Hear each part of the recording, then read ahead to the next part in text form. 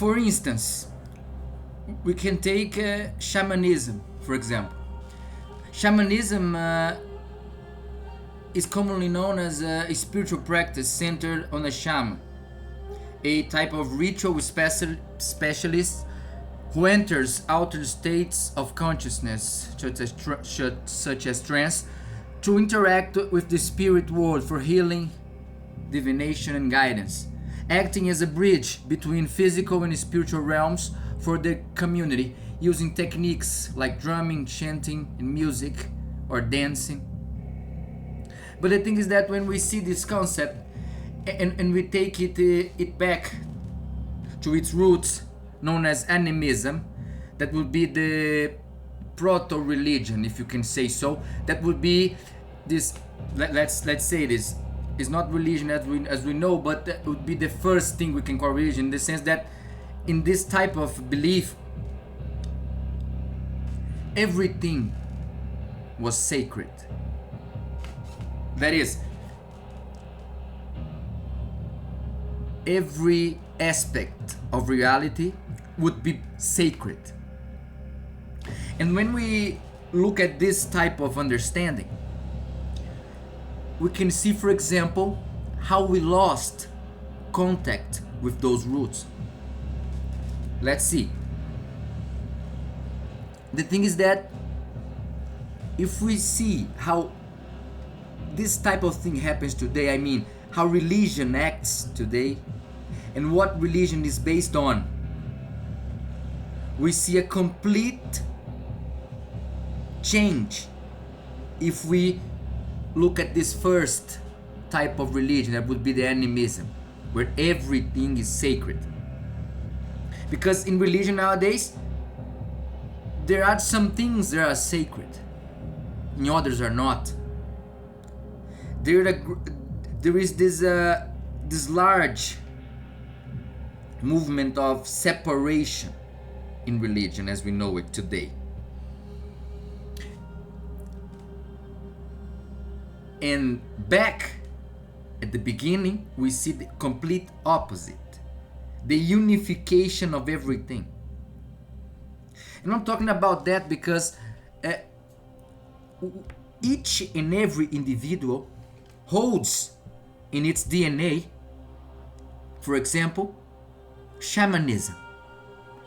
Because if we see shamanism as this cultural manifestation, the beginning of the human species, and we know that information is carried through the DNA across the generations, each individual holds in its DNA, for example, shamanism, the power of shamanism and the connection with nature. But of course, to access this memory, to access this knowledge, one has to drive his attention to that.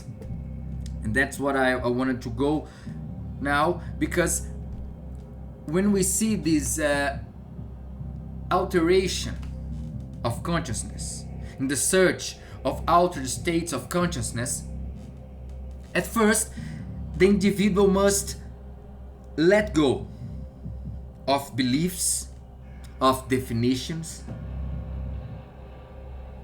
He has to be an observer, and that is a challenge because you see, we are constantly drawn to this and that, and it's hard to focus.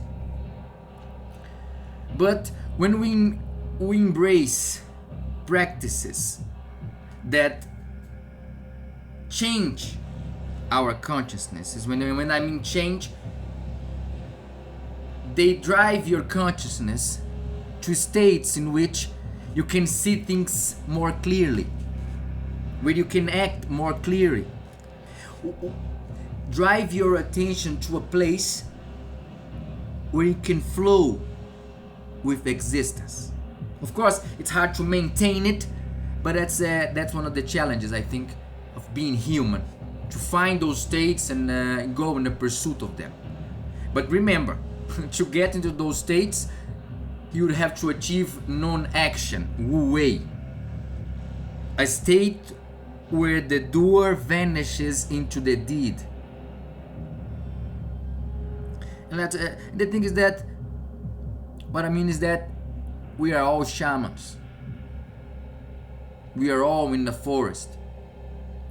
We are just far away. We are just far away in ourselves. Not in the sense of depthness, but in the sense of materiality. The material world is blocking us to achieve that potential. But at the same time, the material world can be your tool to achieve such states. And that's something to think about. How are we using the material world? And how we are letting everything happen around us? And how much do we want to achieve those altered states of consciousness? That's a question I leave to each and every one of you. Because you see, what is really worth doing in this reality, in my opinion, is to raise consciousness, to change consciousness for the better, for the higher. After all, everything is mandala.